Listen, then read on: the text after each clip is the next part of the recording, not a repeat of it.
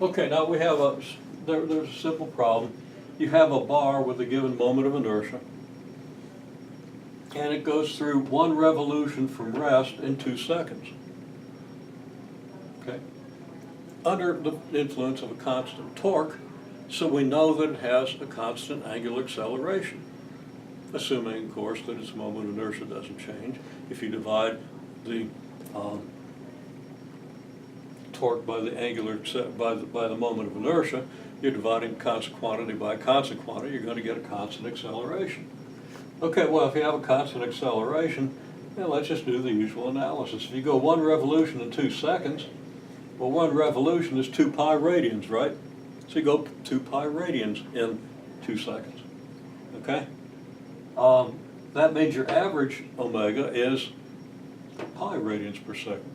Straightforward calculation by the definition of average velocity or average angular velocity. Initial angular velocity is 0. Average is pi radians per second. So the final has to be 2 pi radians per second because there's nothing else you can average with 0 to get pi. Okay? Got to be 2 pi.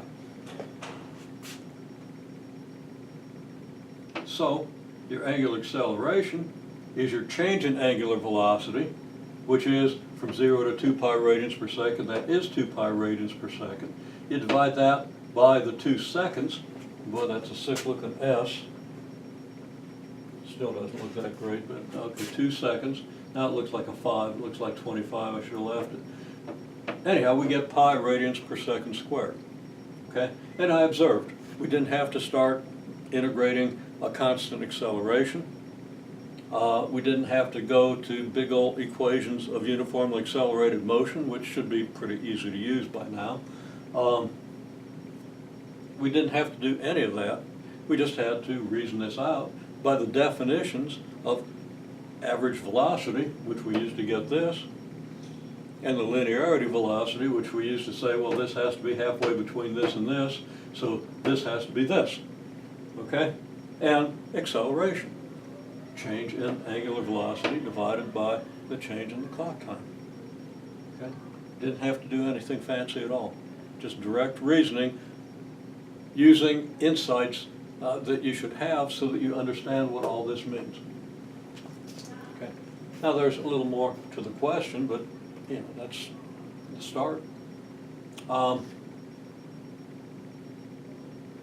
Since we haven't put a coordinate on things, I didn't use vectors for these things. Everything's in the same plane, so whatever direction's perpendicular to the plane, that's the direction of your angular velocity, your angular acceleration, and so forth.